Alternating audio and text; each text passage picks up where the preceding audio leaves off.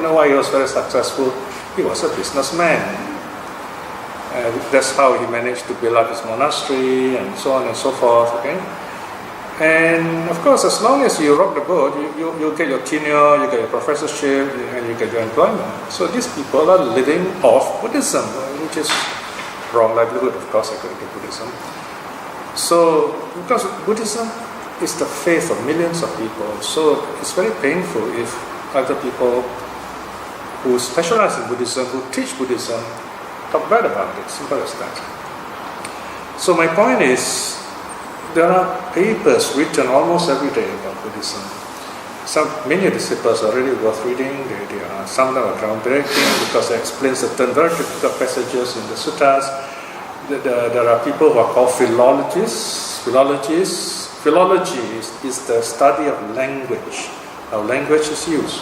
And these philologists are very good. They know a wide range of languages. Of course, they're still specialists. For example, they study Indian languages. You're specialists of Indian languages. But usually, we do not just have Indian languages. They will have a special language family called the Indo-Aryan family of languages. Indo-Aryan family of languages focus around Sanskrit and Prakrit. Sanskrit is the high-class priestly language, if you like, Oxford English, or King's English, Queen's English, if you like. It's a class kind of language. So the Buddha said, don't use this kind of language. No? In the Arana Vibhanga Sutta, the Buddha said, don't get caught up with regional language. Respect local usage. Respect local usage. In other words, when you speak the Dharma, use a language that people understand. You're there to spread the Dharma, not to show how good your language is, It's not a literature class, right? So that's Arana Vibhanga Sutta. Very clearly stated how to speak, how to answer questions. So, Prakrit is vernacular. Prakrit is the kind of language that we talk, colloquially, if you like. So, Pali is a Prakrit. Okay? So we have these philologists who specialize in the Indo-Aryan languages, which includes, of course, Sanskrit and Pali. And they are very good in their, especially with the specialized, are very good in Pali, for example. They can tell you a lot of things about how this word is used in different parts of the sutta. They can even tell you a kind of historical development in the suttas. Which one is older, which one is later, okay? And it's very useful to know these sort of things, because the suttas were compiled and edited by a group of what we call monks. We call them the reciters. Yeah? So the Buddha word itself was embedded in the suttas. So this is where we have to tease out the meaning. We have to discover the meaning for ourselves. If you look carefully in the sutta, you find not 100%, the Buddha didn't speak all of it. The words Ewang Me Sutta, for example, is not Buddha word, it's really speaking, it's the word of the narrator. So if you study literature, it helps a lot. When you read the sutta, you must ask yourself, who is the narrator? Who is telling the story? Right? Of course, in some cases, like in the Samyutta Nikaya, the Buddha may straight away start talking. You have the Buddha speaking right away too. So you got to know who is talking.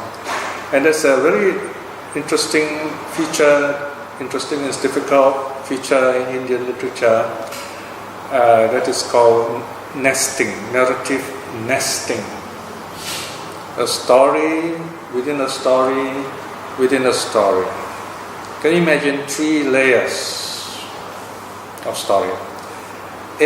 This is a story about A. Okay, let's say there is this king in India in the Buddha's time, and the king tells a story. Okay, why he became such a successful king?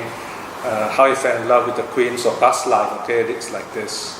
And then in that past life, something happened, because in another past life, something happened. So you imagine there are 3 levels. So you must remember, which level are we reading now? Okay, so suddenly you can see so many levels of quote marks. This is one of the tests of a translator and reader also. So you've got to be aware of all that. Of course, you don't have to be too worried about this. If you are reading for the Dharma is very clear. The Dharma is there.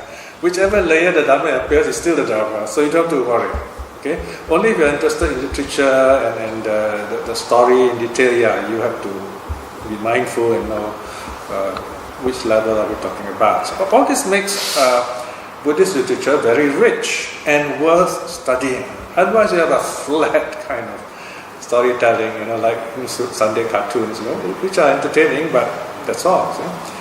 So we need to know all this in the suttas. So the suttas have many levels, they're very deep. Right, so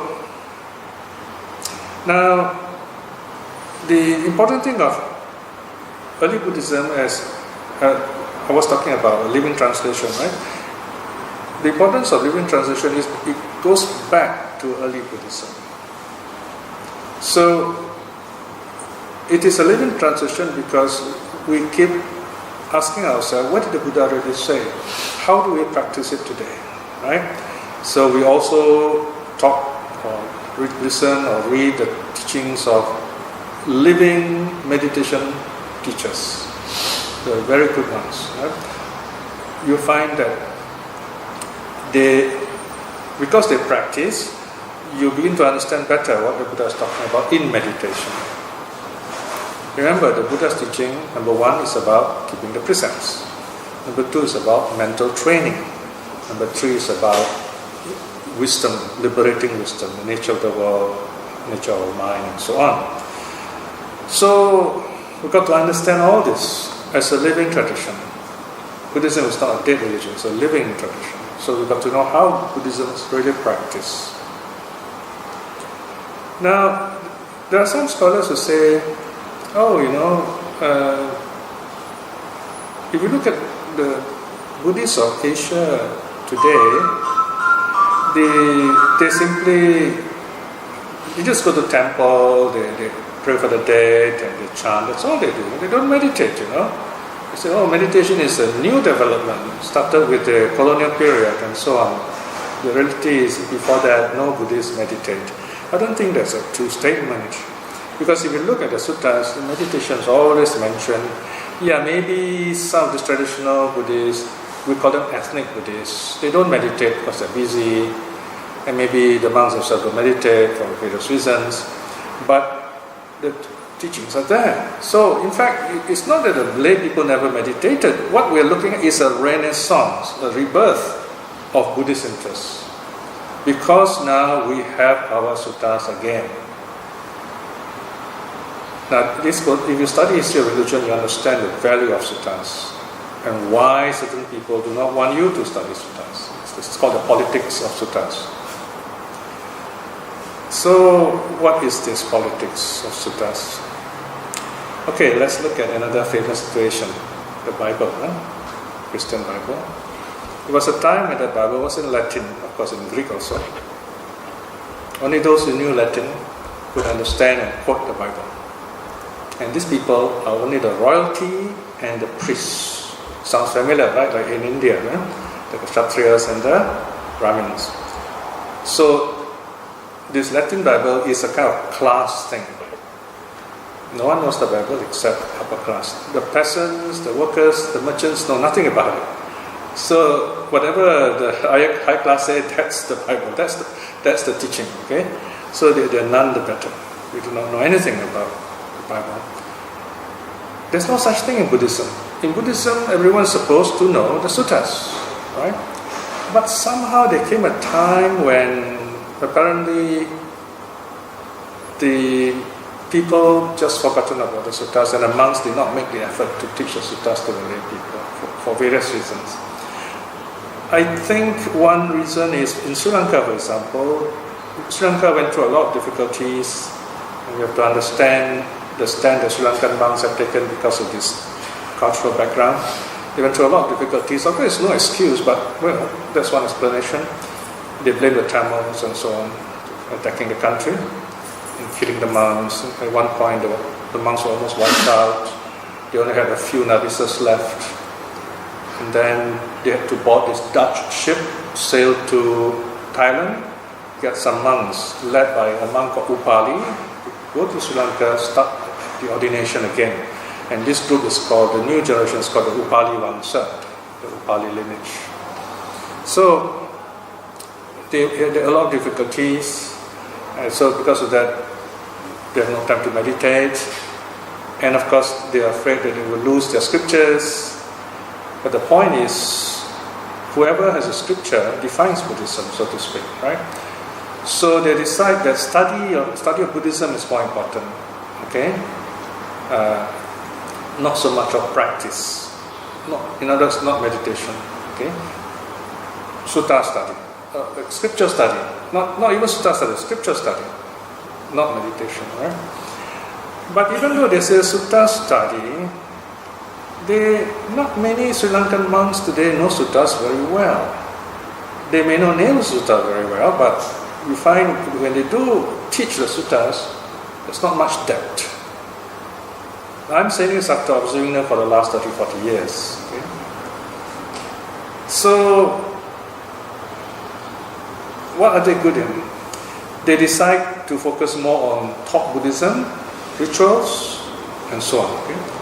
So that makes it difficult for us to know the suttas.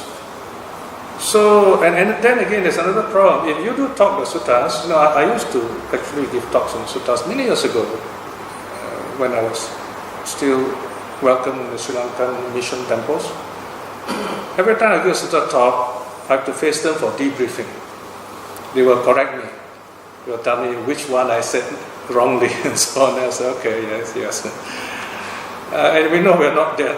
We know they're not very good in their suttas, unfortunately, because of their tradition. They have a fixed idea. This is the only way to interpret it. So, anyway, what I'm saying is that the suttas in ours became like a Bible. You got to only see it one way. And only certain people can interpret it. Okay? So you can imagine the fact that I translated the sutta freely. It's quite a task and a test also. It's not simple. Number one, they will say, who's this layman to do this? Right? But it's different if a Westerner does this. Because he's got PhD and so on, scholarly, that's different, right? So we do have this kind of issues, right? But that should not stop us, because this is a new development, a new generation. It will happen. If I don't do it, someone else will do it. But I did it because of my great curiosity and interest in the suttas. I want to know, when I was young, I want to know, what did the Buddha really teach? My brother was teaching in the church. He brought me to church. They have the Bible. And I said, the Buddhists, we want to know the Buddhist teachings. Where is our Buddhist teachings recorded? So from there it grew. Okay. So the suttas free us from misunderstanding of the teachings. You want to really understand the Buddha's teaching, you must know the suttas. You can go to all the temples today, Sunday, and listen to all the talks going on today. I can almost tell you, none of them are really about Buddhism. They are just about someone's strange opinions. That's all. Otherwise, a lot of people will be enlightened already by now. You go for Sunday talks, you listen to all those talks, right? You got to go back to the sutta. So I envision, I tell myself, what is the most wonderful situation that can arise here? Okay, every Sunday you go to a temple, you have this person really qualified in the sutta. He has spent 30, 40 years studying the sutta. He knows Pali, maybe Sanskrit, but he definitely knows Pali. He loves the sutta, very important. He loves the sutta, he studies the sutta, and he stands there and talks to you about the sutta, and you know very well what he's talking about.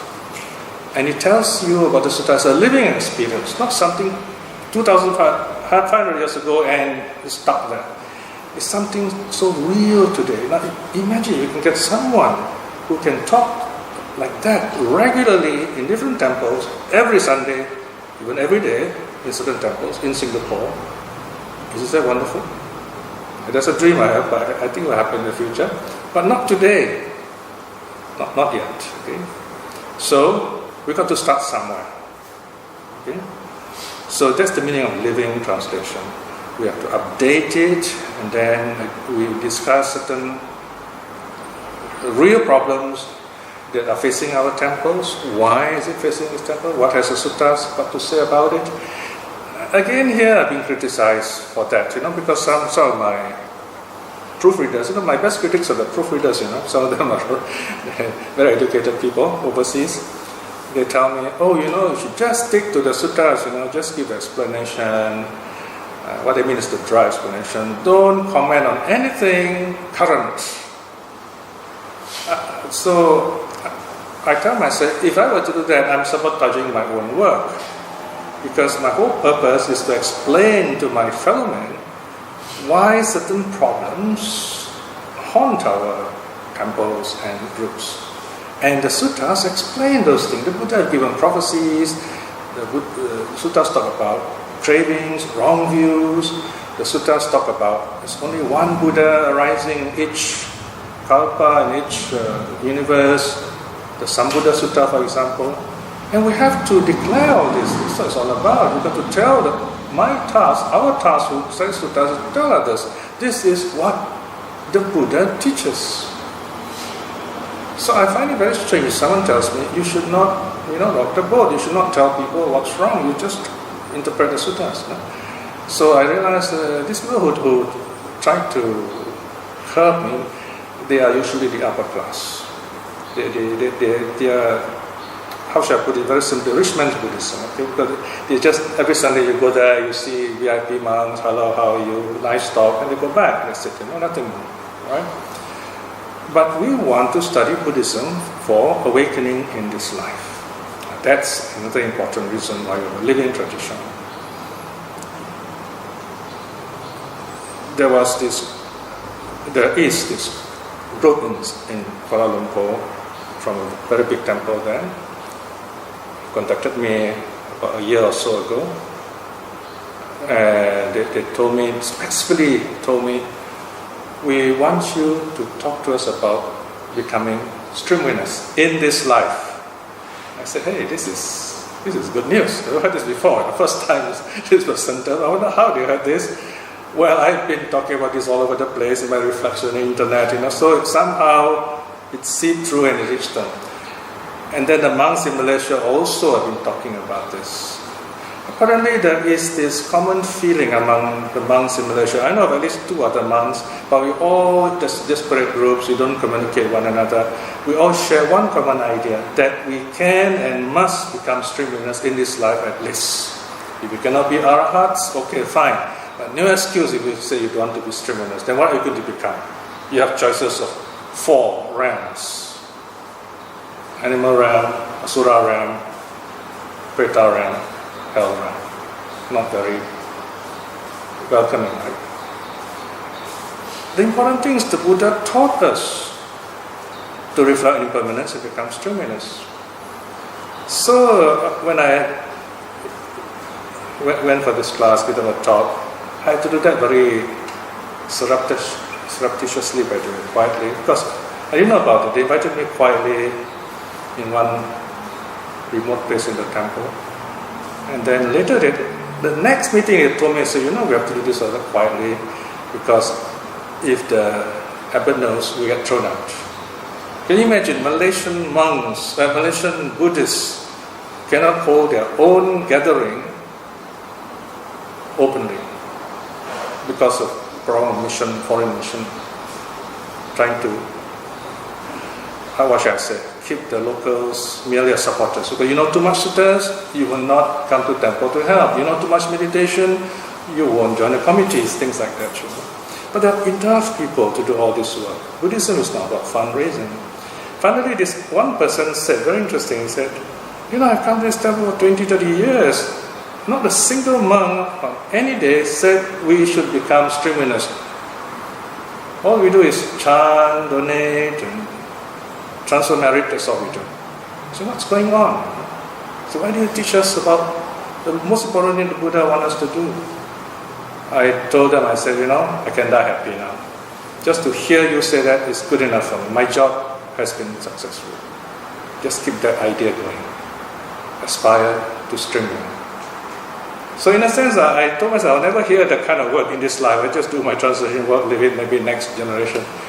So in a sense, like I said, you teach the Dharma, you have this vision, good things will happen. Okay? So living transmission means, another point, you practice it yourself. You don't come here to just listen and say, oh, nice talk, and you go back, let's come for another nice talk next week or next Sunday. That's not the point. You ask questions, you relate this to your daily life, and you notice people who talk wrongly, who misrepresent the Buddha, those who talk rightly, you know them, you can distinguish falsehood from right. Okay? We have come to a point in Buddhism where whoever takes a stand is right. That means you have placed the teacher above the teaching. But the very first thing the Buddha did was to place the teaching even above himself in the Garava Sutta.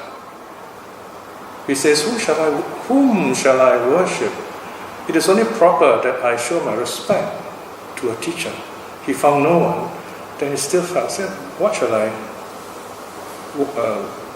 show my respect to them? That's what's called Garava. Garava means respect. So he says, let it be the Dharma. And this is a very important statement. It means the Dharma is above the Buddha. That's the one refuge. The teaching is above the teacher. That's how Buddhism can survive in its purity, when you put the teaching first. Otherwise, we are following teachers' teaching. What's wrong with teachers' teaching? Number one, they are not awakened. So they're just giving their opinions. That is why there's so many meditation groups, so many teachers, because each of them try to be different from the others. If they're the same, you won't go to them. Especially meditation teachers, they come up with different ideas so that you find it attractive. Okay? Isn't it wonderful if all the teachers interpret the same suttas more clearly each time, rather than giving different opinions? Okay? It's possible. Okay? So, again, when we say living translation, this sutta is part of your daily life. And what is the most important part of our daily life? What is the Buddha often talks about? Well, we can narrow it down to the mind, if you like. Okay? So this is where we can see all this put graphically in a diagram behind our back, behind in the whiteboard, to show us that although the Buddha gave the teachings 2 millennia and a half ago, the teaching is so real today. In fact, today's topic, conscious, preconscious, unconscious, subconscious, is to show you how relevant Buddhism is, especially today. Because Buddha talks about, or rather the Buddha's teaching talks about the mind. Okay? I've given also some basic terminology there to kind of help you be aware of some of the issues related to the way we talk about Buddhism today. One of the questions that people ask, sometimes probably you also may ask, is Buddhism really a religion? Is it a philosophy? Is it a psychology and so on? And nowadays we even talk about psychology of Buddhism. Well, one scholar tried to solve this problem and say, okay, why don't we just say Buddhism is a civilization? Okay? But there's another very big word. Okay? But the point is, it depends on which aspect of Buddhism you're talking about. Buddhism is everything. It's all these things. You can't really label the sky. Okay? So it doesn't matter. We can't really answer Buddhism is and then just one of the categories. No, you can't. Let me give you an example. First one is what? Pragmatic. Whenever the Buddha teaches, number one, you look at the audience, you look at the listener, and he will adjust his teachings accordingly. For example, in the early days, I suspect when the Buddha teaches the Four Noble Truths, he will present the Four Noble Truths in the sequence 1, 2, 4, 3. Not 1, 2, 3, 4 as we know it today. 1, 2, 3, 4 means the first, the truth that is suffering. Number 2, the truth that is the arising of suffering. Number 3 comes the method, the path, right? But in the normal formula, the path is number 4. Okay, that's called a teaching formula. So teaching formula, you have nirvana and then the path. Well, that's understandable because when you teach, you tell people, okay, what's the universal characteristic of all life? You see suffering. Number 2, if there's suffering, there must be the cause or the arising of it. And number 3, the Buddha teaches the ending of it. Okay, so this is presenting to the crowds. The Buddha also teaches the ending of it, nirvana. And you can work towards the ending of it. That is the path. So the path is put last, because that's what you go back and practice. This is called a teaching model. The practical model is you reflect on first number 2, suffering, and then you reflect on the arising of it, and then you work to end it, the path, and then you attain nirvana. That's the practical model. So, in other words, there is no fixed model. For example, if a teacher comes now and puts the Four Noble Truths as 1, 2, 4, 3, then someone says, oh no, that's wrong, I've been reading the Dhammacakkappavattana Sutta, S56.11, translated by Bhikkhu Bodhi, says you are wrong. We can't. Because Buddhism is pragmatic, meaning it depends on the audience. And the Buddha would adjust his teaching. I'm not making this up because there's another sutta where a wanderer asks a monk, Samidi, I think, about feelings. How many feelings are there? Samidi says 3, I think. But this other person had been hearing that it is only 2. So probably it came to an occasion when the Buddha talked about 2 kinds of feelings, but of course normally, traditionally we know one of the most common numbers of feelings are 3. Present feeling, unpleasant feeling, neutral feelings. But he only knows of 2, present and unpleasant. So he said, oh, you're wrong. So this young Nabi is not very sure. So he asked Ananda, and they both go to see the Buddha. The Buddha said, well, 2, 3, 4, 5, 6. You can go on any number. You can choose your number. It depends on how you teach. Right? For example, you can talk about 6 kinds of feelings. 3 physical feelings, 3 mental feelings. And you can multiply that by 6, and you get 18 feelings, and so on. So it depends how you talk about it. So that's called being pragmatic. In other words, you adjust the teaching according to the needs of the audience. Right? So Buddhism is like that. In that sense, Buddhism is not dogmatic. Okay, then you have a term. What's the next term? Oh, empirical. Okay. Oh, I love this one. The Buddha loves. Another word is Socratic. Okay, if you like. But because Socrates is a Western philosopher, they use Socratic. They don't say Buddhaic, for example. Actually, it's same approach. They live around the same time. Buddha likes to approach a question by asking basic questions. What do we really know? What do we really know? Okay, we know we have a body. Let's begin there. Very simple. That's called empirical. We know we have a body. Okay? The fact that we know, that's the mind. Okay? So we know we have a body, we have a mind. And from there, the Buddha goes to analyze. Okay, the body made up of what? 4 elements. What are they?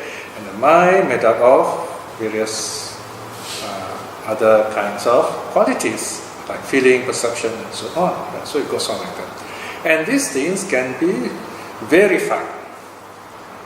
This is the scientific approach. In other words, you can test it and you cannot deny it. You know it is true because you experience it. It can be verified. So in that sense, it's not a religion. Okay? Then you have idealism. Okay? The Buddha teaches, it says, whatever you see around you, it's how our mind makes it. So, our mind creates this reality. Right? What is the world? the world are our six senses: eye, ear, nose, tongue, body, mind. So it's a mind-made thing, just like Dhammapada verses 1 and 2. The mind comes before all actions. So if you talk of Buddhism in this way, this narrow way, this narrow purview, then we say Buddhism is idealist. Not idealistic, idealist. That means as ideas in our heads. There is a school in Mahayana, we say mind only. Okay? It doesn't reflect Buddha's teaching totally. It's one very, very popular idea. Okay? So Buddhism can be idealistic in that sense. Idealist, okay? In that sense. Then the Buddha says, okay, there is the body. And this body is made up of 4 elements. 4 elements are physical elements. Now if you talk like that, then the Buddha is a materialist. Because he talks about the body in physical terms. Right? So what I'm saying here is we cannot take one level, which is a style of teaching, and we say that's the whole of Buddhism. So we must not mix the part for the whole. Okay? There's no name for the whole of Buddhism. You can call it Dharma if you like, but such a big word. Can you follow me so far? Yeah? So these are different terms for different ways of solving the problem of what we see before us. No?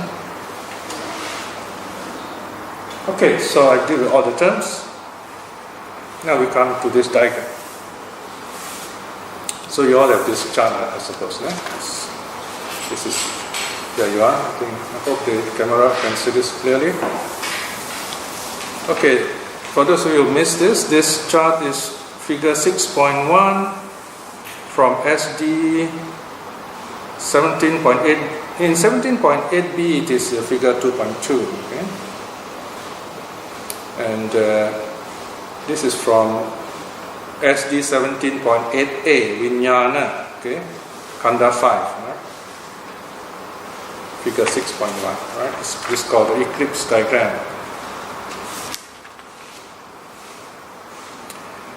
Often in the suttas, you find the Buddha would use 3 words for the mind. That is on your left hand side. Chitta, Mano, Vijnana. So Buddha mentioned just like that. Chitta, Mano, Vijnana. 3 words, and they all mean mind. Usually they mean mind. But in other contexts, you find each of these 3 words are used separately. Then we know from the context, Chitta means thought, thinking. Mano means mind in the sense of the action of the mind, meditation, and Vijnana is consciousness. You can say it becomes a bit technical here, okay? But if you study psychology, this kind of technicality is very useful. You'll be excited about it. Say, wow, the Buddha is talking about this, and you will find it. You can really do something about this. You can understand it. So for us, if you're not sure, just take these 3 terms as meaning the mind. But this diagram will give you some idea how to use these 3 words usefully. Okay, let's start at the bottom. We know we have a body. And this body is made up of the 5 physical senses. Eye, ear, nose, tongue, and body, of course. Then there is a sutta called the Sabbha Sutta, the all, the everything.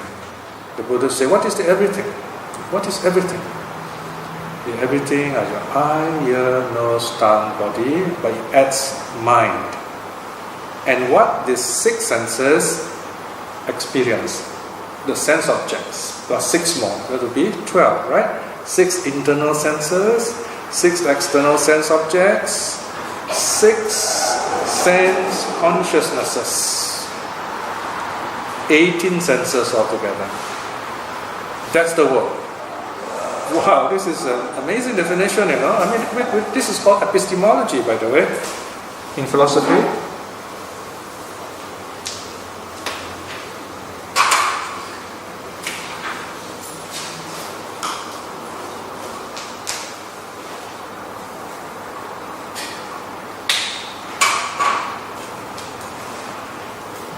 So epistemology means theory of knowledge. theory of knowledge. How do we know things? So if you look at the Sabha Sutta, then you will say, oh, Buddhism is only philosophy. No, it's not true. Only that aspect is philosophy. Okay? So the body is made up of 5 physical senses, 5 sense consciousnesses, okay? And this level of consciousness, this is where we call the conscious, right? This is called the conscious body. Can you see the bottom, the word there, conscious, right? So when we say, what is the conscious? We're talking about the senses. Now there's a problem here, you know. In Buddhism, although we talk about the body, the mind always underlies it. The mind always underlies it. Okay? So you have this term in the suttas, sa vinyanaka kaya.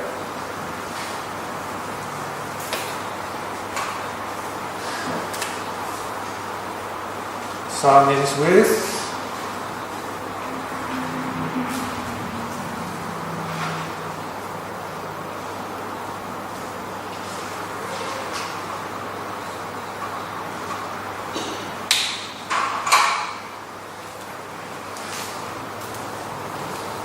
Kaya means body.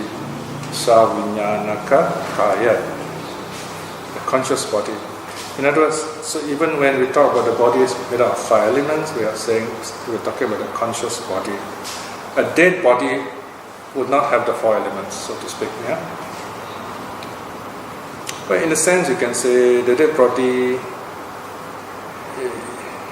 is just liquid or it's just solid and it's breaking up. You know, so there's nothing much to talk about.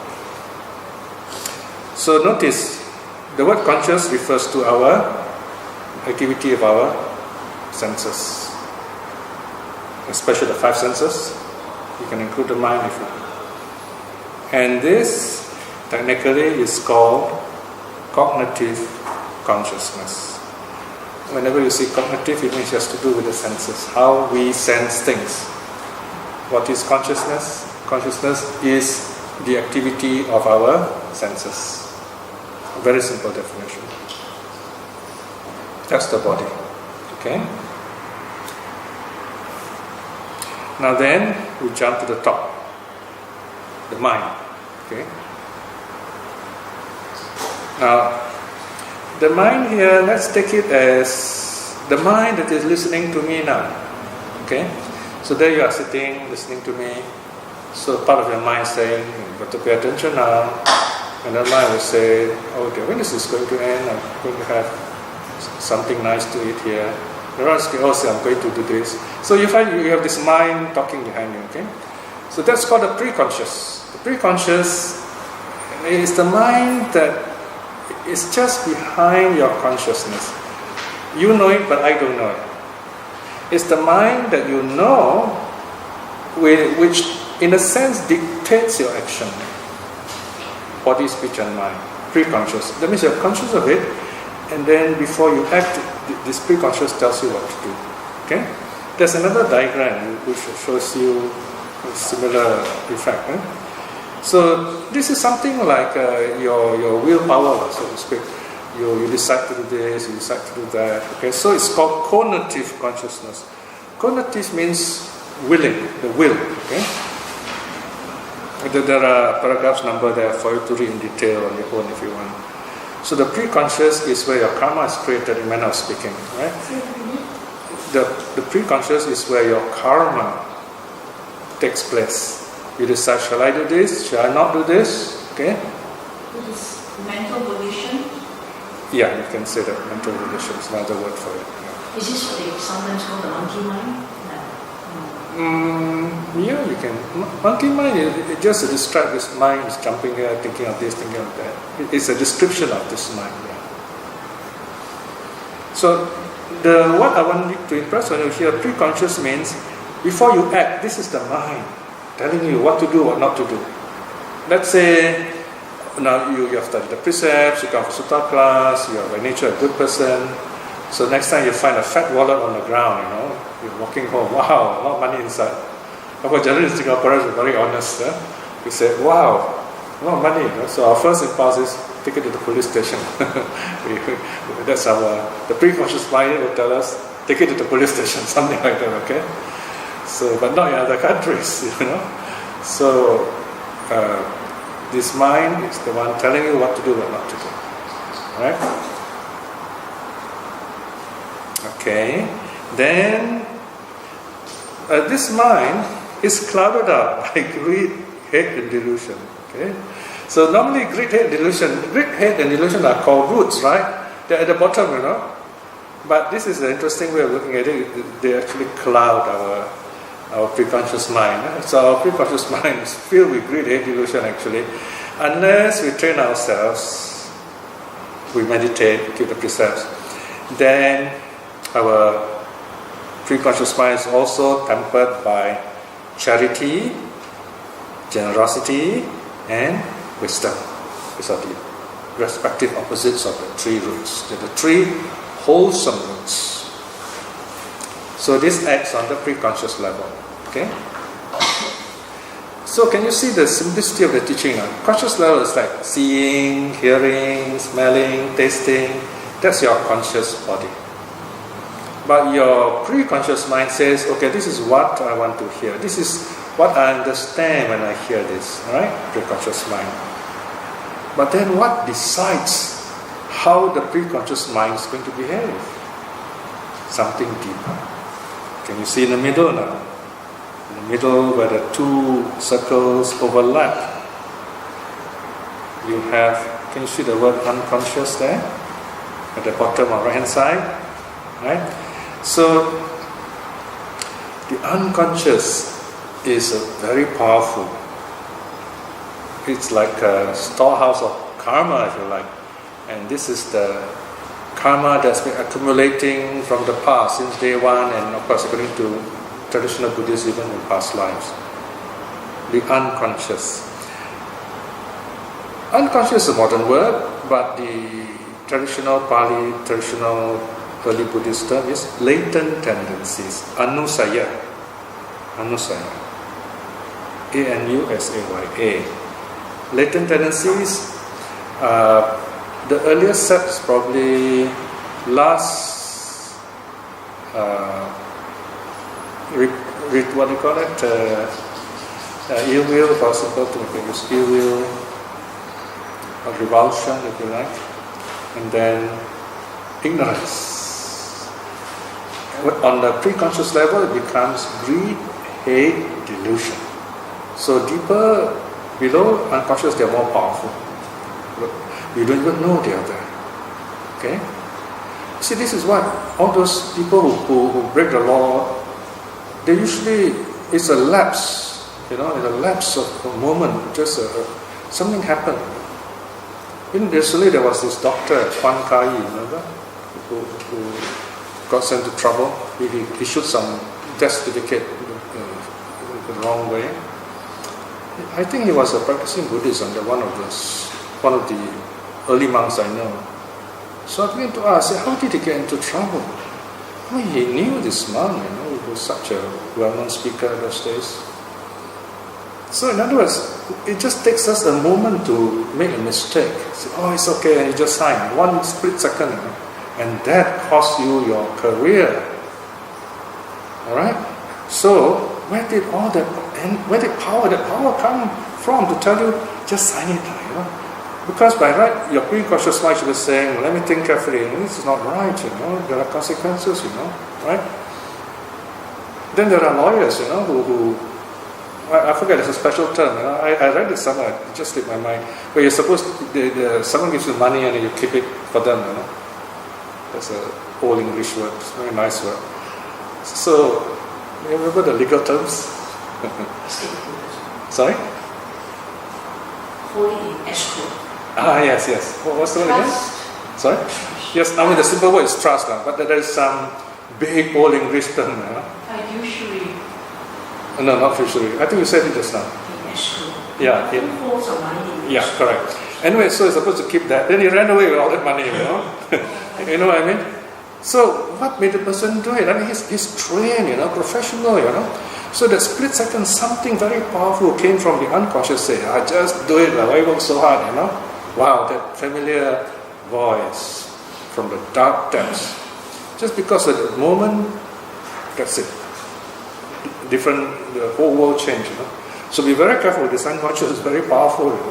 So we need mindfulness, right? So there you are. It's in the middle. Unconscious, latent tendencies, lust, aversion, ignorance. Now, I've added a star there. That's called. Now, in the text, they call Gandharva. Gandharva actually is one of the heavenly beings, but it's used here to refer to rebirth consciousness. You see, in the suttas, there's no technical term for rebirth consciousness. The suttas deplete, not many. In fact, no technical terms. They only came in the commentaries and Abhidhamma. Sorry, you see, so just that no word. Technical terms. Very few, almost no technical terms. For For anything. For anything. For all the teachings, there's no technical terms. In other words, the Buddha will just talk and explain something. But the technical terms means the meaning gets fixed. This was only much later. Alright, so this is a feature of early Buddhism. The very, very rare technical term. For example, even karma, Buddha said karma, and then here and there he will explain. So you got to look up everywhere to find out what karma really means, So words like rebirth consciousness, you can't find a technical term in the sutta. You only see the word Gandhara. Okay, but in the commentaries, your word like bhavanga, patisandhi citta. Patisandhi citta is from the future life. It's called rebirth consciousness. This life you say chuti citta, right? Chuti citta is death consciousness.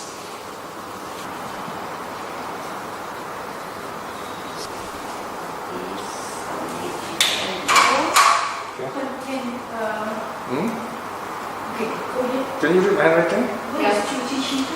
Death consciousness. Death consciousness, rebirth consciousness. The second one is patisandhi-citta. Correct. According That is rebirth consciousness. So according to Abhidhamma, they are the same thought moment depending where you look at it from. Okay? From this life is called Chuti Citta. Future life is called Patisandhi Citta. But this is Abhidhamma. Okay? death consciousness and sorry, what's the second one? Rebirth consciousness. Okay. Anyway, so in this diagram, it's called the rebirth consciousness, right? So in other words, right now, within our being, there is this energy, so to speak, that keeps us going. We call it life. Okay. Another one is rebirth consciousness. Okay. So Gandharva also means that? Yeah, that is in the sutta. That's the word used. You got to see the context, but not all the time. So the Gandharva can mean the divine minstrel. That's why it's contextual. Yes. So yes, one meaning is rebirth consciousness. For example, the Buddha says there are 3 conditions for rebirth. Is mentioned in the suttas. Number 1, it is the mother's season. The mother must be in season. Number 1 is parents come together. Okay. Number 2, mother must be in season. Number 3, the Gandharva must be present. Okay. So here, obviously, the Buddha refers to rebirth consciousness. It can't be the heavenly divine minstrel. It doesn't make sense, right? So it refers to rebirth consciousness. So commentary will mention refers to rebirth consciousness. Okay. So rebirth consciousness, patisandhi citta, or sometimes also called bhavanga, simply bhavanga or bhavanga citta. Bhavanga very easy to remember because bhava means existence, and then add like that. Put the apostrophe there if you like, bhavanga, life factor. So bhavanga, patisandhi citta, Gandharva, they mean the same thing. All rebirth consciousness. Rebirth consciousness. Okay. So this is what I call the subconscious. So it's there inside us. So according to Abhidharma teachings, when now that you are awake, you're listening to me, so your five senses are mind also active. So you don't see the bhavanga. Okay? But once you rest or you're sleeping or unconscious, the five senses stop working, but the bhavanga is active. The bhavanga continues. So the bhavanga keeps you alive. There is the continuum. It's just like when you switch off the current, there's still some electricity going on there, going through there. Something like that, okay? So, just for the subconscious. It took me some time to put all this together because I thought the subconscious would fit nicely when we talk about this rebirth consciousness, okay? Can I say that the circle below the conscious which you have all described as cognitive consciousness in the body, can I lump these two as the five aggregates? Okay, that's very interesting. Remember, five aggregates, number one is form. Yes, so form is on the bottom, the rest are at the top. Five senses. The other four are at the top, mind. So form, feeling, perception, formation, consciousness is the mind, under the mind. The whole thing, mind, body are five aggregates. I think it should be in a subset. Sorry here. Huh? The present here. What is it? That is the consciousness. So they overlap. Yeah, they overlap. Okay. In the circle above, under mind, you place the preconscious, which is the mind behind the conscious. But you are also, I take it the words cognitive consciousness is to further explain the preconscious. Okay, cognitive refers to sankharas. Okay, sankhara, it is your deliberation, karmic deliberations, karma, basically. Right, cognitive, Yeah. you say is will, you earlier said will, which is mental volition. So sankhara is also one of the aggregates, right? So it's the second last aggregate, okay? So the other aggregates you put in the overlapping sector, okay? Because this is not a five aggregates model, so it gets a bit complicated, yeah. Yes, This one is a mind-body model, okay? So it depends on what you want to discuss, right?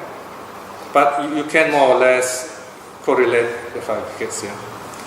Also notice I use the word existential consciousness. Okay, that's the rebirth consciousness. So there are many terms for rebirth consciousness. We can also call it existential consciousness. So I'm just giving you an overview. For more details, you can see the section number there, 612 and so on, in volume 17.8a. Okay, in detail. In fact, this book is about the five aggregates. So can you sort of meld the deconstruction here together? Because you have a lot overlapping. Yeah. And even in the overlapping penumbra, you have a circle in which you place latent tendencies, and then within the star you place the rebirth consciousness. So the star is what is reborn, everything else dies. Okay? The star is what is reborn. It's your rebirth consciousness. That's like the gene, if you like, karmic gene, is another way you can think of it. Okay, let me summarize. Now our body, the action of our senses, that's called cognitive consciousness. We cognize the world through the senses. It's not difficult to correlate, right? Right. Then we have the what underlies all this, that keeps us alive, the ongoing rebirth consciousness. That's called existential consciousness. These are sometimes called the two consciousnesses. Okay, this is a modern dichotomy. Scholars came up with this. Cognitive consciousness, existential consciousness. Can you see the two highlighted terms there? No. No, cognitive is in the middle of the circle below. Cognitive, can you see right in the middle? So Okay. the senses, Right. which is the senses, Yes. And then existential is on your right hand side in the middle. which is the Existential consciousness. right. Can you which see? is the rebirth consciousness. Yeah, Right? correct. Okay. Yes. So, and then I added in one more, conative consciousness. That's the mind that decides to do this, do that. That's your karma. So these are the three main ideas. Okay. So take the circle that's all interconnected. They're synonyms. They describe different things. For example, in the case of the mind, is the preconscious means before you act. This is the mind that's telling you what to do, what not to do. That's why it's called preconscious. It means before acting. Okay? So this just to give you an idea of the complexity of the early Buddhist psychology. It's not something even easy to explain. I mean, it took me some time to put these ideas together, and I did a little revision here and there. Yeah, that's another reason why I call it a living translation, because sometimes we make mistakes. We say, oops, this is wrong. For example, some of us have been translating words, anagami, sakadagami. We say once return, non-return, very easy words. And one of my friends, good English, he said, "Oh, no, you actually cannot say once return, non-return. Because you say stream winning, stream winner, stream winning, ing, you see. So you must also say once returning and non-returning." I thought about it, I said, yeah, very true. Right? So there are minor things like that. So once you discover this, you have to do a global change. All the 50 volumes, you have to correct them. And then, I like to put dialysis, the ellipses, the 3 dots, I put 3 dots, very compact, no space. And my proof reader in Canada said, you have to give a space there. Space, 3 dots, space. I look up all the Oxford, dictionary of English usage. You have spaces, so there goes another global change. So fortunately, in the modern computer, you have the search command, so it's quite easy. But you can't simply just press go, then you're in trouble, because they start changing weird things and you're in trouble. So you have to go through one by one. You must, the robot still cannot replace the human at this point. You've got to search through one by one. You know why? Because some of them already there are spaces there. So you put more space, it will be very wide, it looks very odd. So the human element is still important in translation. Right? So that's how we can on improving it in other words. Okay? And one more important thing is we understand the suttas better ourselves. And if I want to keep quiet, I only tell to Ratna, then where we both go, nobody else knows, So we record it in the suttas, another section. Okay? So that way the teachings are recorded for the benefit of others. Okay, any questions? We have 7 more minutes. Oh dear, I got to rewind. Can you, sorry? Pragmatic. You want me to talk about what's mean a pragmatic, is it? Pragmatic. Pragmatic means practical. Practical, right? It is useful. Okay, so the Buddha teaches something that's useful to this particular person, that applies to a particular person. Alright, it does not give a general teaching to everybody. Say, okay, this is all you believe, 1, 2, 3, 4, Because some people cannot understand the 5 aggregates, for example. So you won't talk about the 5 aggregates. You will talk about some, maybe tell Jataka stories, For example, to the young man Sigala, the Buddha teaches about the 6 directions. So this young man was worshipping the 6 directions like gods. Then the Buddha said, no, that's not the way. You should worship the proper ways. The 6 directions are your social duties.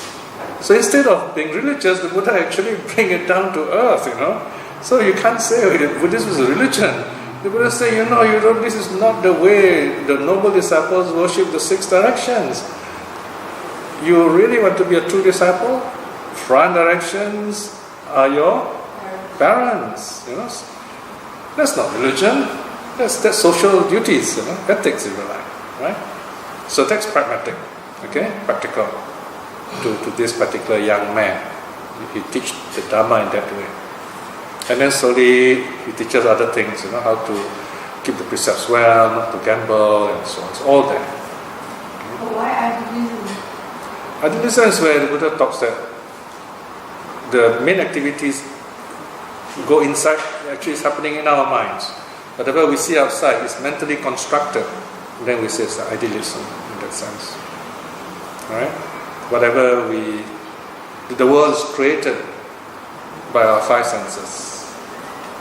So, my point is we cannot use one term as a blanket term for the whole of Buddhism. These terms all describe different approaches, different aspects of early Buddhism. Okay, any other questions? Yeah, you mentioned 3 conditions for rebirth. First, male, female, then the mother must be seasoned and rebirth consciousness. The question I want to ask is, does every life on this planet, come from a rebirth? Meaning somebody must die and then it will be reborn somewhere else? Or do we have cases where, yes, there are some rebirths, but there are also others which are not rebirths of previous beings? Number one, we have to understand the nature of the mind. Our mind is not a fixed entity. Our mind is evolving. Okay? Imagine ourselves, but before I knew Buddhism, when I was very young, I used to catch butterflies and kill them, And one day I met the monk. The monk said, "Oh, that's killing." From that day onwards, no more killing butterflies already. No more catching butterflies, right? So, our minds change. Right? Previous life, again, less evolved. We go back, even less evolved. So our minds are evolving, not fixed. Okay? First thing to bear in mind. So what is reborn, in our case, usually would be more evolved. In some cases, even less evolved. Let's say criminals, bad guys. Right? So, another example. Someone by nature is a robber, killer, rapist. So he stays in the dark and he has this, how do you call it? A predating kind of mind. So imagine his mind is like an animal all the time, kind of manipulating, violating others. The mind of violence. So his body is human, the mind is not human, a violent mind. So imagine when he dies, what is it that dies? It's the human body that dies. So the karma such that he'll be human, but the body dies, his animal mind or violent mind remains. The violent mind is a hellish mind. So because that violent mind, he will be reborn with just that violent energy. So that is hell. Okay? So that's how we explain rebirth. It is his own mind that takes the shape. So he sees another way, explain this way. Let's say, okay, he is fierce, violent and fierce, animal mind. So the human body dies, then this next life, his consciousness floats around, intermediate state. He looks for, he sees humans coupling, a good couple, but he's not attracted to them because he's no. His karma is such, he would not go to them. And then sees fierce animals, and he's closer to them because he can identify with the violence. So the explanation goes that if he sees, let's say, a tiger, male, female tiger, or lion coupling, they will attract them. And according to this person, Vasubandhu is one of those later philosophers, he says that, so if this being is attracted to the mother, he will be reborn as a male child. If it's attracted to the father, he'll be reborn as a female child. You have to read the Abhidhamma Kosha. There's no detailed explanation given, but Freud also said the same thing. That's so I don't know how true or false it is. Okay? Like opposite attracts, I suppose, that's what we were saying. But the point is, what I'm trying to say here is, so this person, this being, is attracted to the kind of nature, the other being that's in his mind. It's a violent mind, violent being. So he's reborn as a tiger. So we don't need to say there must be so many fixed tigers in the world, because you can give birth to this person, is it? So if this person's mind is enlightened, no more rebirth. So it doesn't matter how many beings there are in the world. And also, there are many other forms of beings. They can be born as sea creatures, or insects, or if they have a small mind, they will be reborn small. So we do talk about small-minded, big-minded. Because some people are so selfish. Like there was a story of this monk, almost humorous story. He's so selfish, so attached to his robe, and he died, and he was reborn as a louse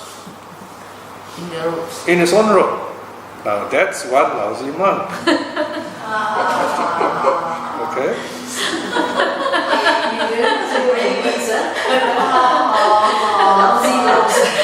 that supposed to be clear? Yeah, it's a pun. Excuse the pun.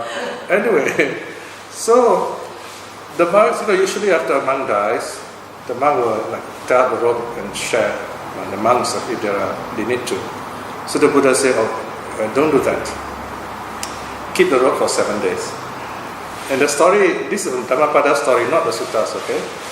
So the storyteller says, the Buddha could hear this louse running up and down on its the robe and say, why are you taking my robe? This is my robe, keep away, keep away. So it's still selfish, So the story goes that the Buddha knew this, and he doesn't want the poor louse to get killed. But after 7 days, his louse dies. Then the Buddha says, okay, now you can. The louse dies after 7 days. Oh. So then the robe is okay. So you're not killing the louse. So then the Buddha says, okay, you can. This is not in the sutta. Tear up the robes. No, this is the commentary story. But this story is very interesting in that sense. But is it possible one stream of consciousness is rebirth consciousness? So for example, is it one louse became a group of Unlikely. Unlikely, yeah, because we're talking about flow of energy. So you will be reborn as one. Maybe it's fast succession, yes, possible, but not multiple.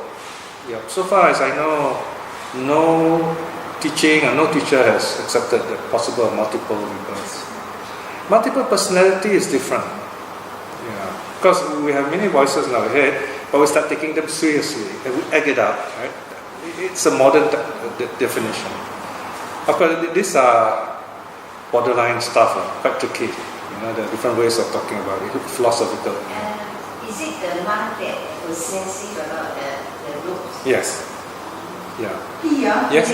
Piya, are latent tendencies reborn along with reborn? In a sense, not totally, but it is. Because it's what you carry on, because it's your Correct. accumulated karma. So Yeah. unless you have expunged, Yes. So unless you have expunged this thing, latent then tendency. this will be reborn, right? Use the word propensity. Yeah.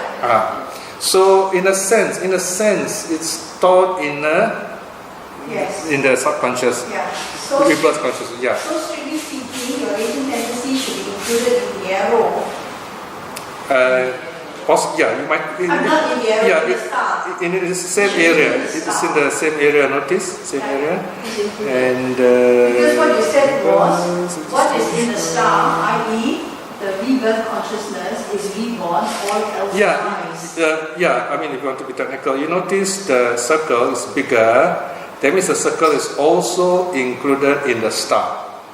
This one is the theory of the Venn diagram. I don't know if you heard of the Venn diagram. So, Venn, V-E-N-N. What I mean here is, notice the circle also includes the star. Yes. That means the latent also in the star. Yep. The essence of latent tendency, if you like. Imagine them to be like genes. Genes are so tiny, and only thing is has got no form. Yeah. Right? But here, Yes. what is you have placed the mind consciousness element in the overlapping of the two circles. What's the significance of that? The mind conscious element is more broad. It is the action of the mind.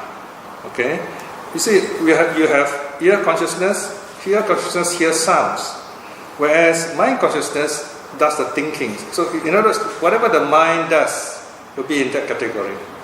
So it need not necessarily be in the rebirth consciousness, you see. So this is a broad kind of category. That's why I put it in the overlapping area. It's action of the mind. Action of the mind. Right now in this life.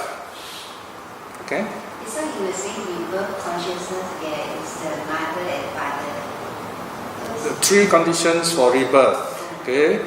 Number one, parents must be there. Human beings, not other beings. Not all other beings. Parents, male, female, okay, now a bit more complicated nowadays. Male and female must be present. I think better to say male and female. This rule still applies because the definition of parents are changing now. Male and female must be present. And then it's the woman's fertile period. Okay. And then number 3, the Gandharva must be present. Gandharva being to be born. Rebirth consciousness must be present. Okay. Going back to my my question. What I wanted to know is it a Buddhist teaching that every one of us on this planet, people in this room, all of us came from a rebirth, from a previous being, or is it possible in Buddhist teaching that when a male and female get together, they can produce a being from on a clean slate, meaning that being didn't have a previous life. Or is it Buddhist teaching that everybody has had a previous life? Yes, everybody comes from the past. I don't know what is the teaching there. Yeah, there's no totally new being because that will be quite difficult to imagine. So we go back to the unimaginable. It's long time in the past, so there's always this. As I said again, imagine the human life as evolutionary, rather than, that we are born like this, so wise, In fact, all the wisdom we have now is evolved. It didn't come suddenly. Yeah, exactly. So it's difficult to imagine someone born Zed like the Buddha, just like that. Even the Buddha, he's Buddha because he went through the most suffering. More than any of us. Yeah. So it's an interesting question, but I've not found any teaching or teacher who actually said that any human couple will give birth to a totally new being who has never had any past roots. It's an interesting question. Is it our last life can be animal, then this life human? Yeah, possible. Yeah. Oh, my cats probably will be human next life. They all sleep human style like that. Even the last life is ghost and this life we can be a human. Possible, yeah. So that's why we dedicate marriage. We send loving kindness to all our people who have passed away. Especially those who are close to us. They'll be hovering around, hoping we will have some kind thoughts for them. We call that prayer, but it's more than prayer. You must have loving kindness. You do all the noisy talk prayer in big houses, it won't help them. Only the mind must be involved. So when you do your meditation, you're very peaceful. At the end of it, that's a wonderful time to dedicate marriage to these suffering beings. Okay? Just one question, since we're talking about meditation. I noticed when we are doing radiation metta, we did not include the Buddha. Yeah, because he's already awakened, it's nirvana. So he doesn't need our blessings, he doesn't need our... No, he doesn't need. Because he's already ceased to exist the way we understand existence. It's like the light has gone up. Okay? We don't say, may the Buddha be well and happy, because he's already well and happy. Yeah. But we do picture him, like today we use the 3 reflections, 3 anusatis, So, even arahats, we don't say may they be well and happy because they already awakened, Yeah. But we can picture them. Because they're already the fruit of happiness. So it won't be logical to wish them well and happy. Okay? Shall we end here? Alright, that's good. Okay, let us. Any questions? Okay, so Is this found in the book? in your Which one? book? The diagram? Yeah. Is there any Yeah. material in the book? Which book? Separate book. Yeah. Can you No, look? this book, Okay. this Healing Volume 43. Is there any? In this book, Yeah. I don't think there is this diagram here. It refers to it, but not the diagram. It only refers to it. You look at. Can you see Source. the source there at the head there after my name? Can you see? Yeah. Source. Can you see the word source? Piya Tan, Kanda 5, Yeah. Vinyana, SD 17.8a. Yeah. Okay, so you go to volume And the 17.8a. commentary is not in that volume. This diagram. Yeah, that diagram is 6.1, and there are numbers under some names. You just go to that paragraph that I explained to you. Or better still, you read beginning with chapter 6. Okay, chapter This book, volume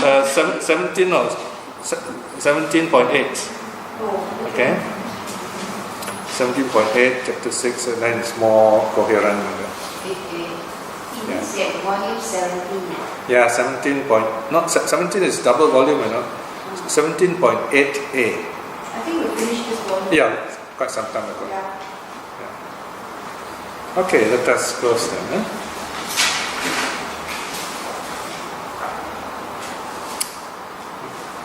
The Dharma is always found in our hearts when we're at peace with ourselves. That is the Buddha Dharma. So as Buddhists, one of our most basic tasks is to learn to be at peace, to be calm, so that our mind clears up. A calm and clear mind is the ground for liberating wisdom. So it's not just any wisdom, it's a wisdom that frees us from suffering. To be free from suffering means we do not always need to totally rely on our five senses or even the mind as we know it in our daily lives. So to free the mind means to renounce the five senses in the sense that we're able to see the true reality for what it is that frees us from suffering. Reflecting in this way, we can see the Dharma is very deep. And occasionally we get such flashes of insight. It's like a little window we need to open, and we need to look through that window. And then we find the door and go through the door. That's the door of Nirvana. Reflecting in this way, this wonderful good karma, by the power of such karma, may we be blessed with wisdom and the wisdom and courage to aspire to be stream winners in this life itself. By the same token, to the power of faith in the three jewels and all the good things we have done, let us send out our loving kindness to all our loved ones, to those who have been kind to us, supportive of us, our teachers, relatives and friends. Wish them well and happy. And also to those who are seeking the Dharma, who have difficulties in any way in knowing the Dharma, may they too see the Dharma in this life itself and be liberated. May all beings be well and happy. Sadhu, sadhu, sadhu.